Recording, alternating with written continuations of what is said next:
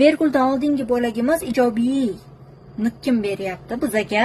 Shu uchun demak bu yerda chet el reklamalariga tanlab bu ya'ni orqasidan bog'lanib ketyapti. Bu degani bu ham yaxshi ma'noda. Shunday qarab turgan joyimizda sразу mana bunaqa minus holatlarni olib tashlashimiz kerak bo'ladi. Birinchi variant ketdi, avtomatik.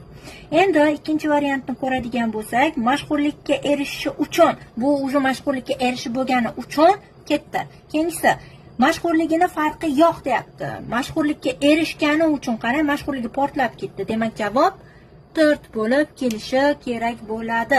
Katta mashhurlikka erishib, ya'ni mashhurlikni olib, chet el reklamalariga suratga tushish talablari bog'lanib ketyapti deb olishimiz kerak bo'ladi.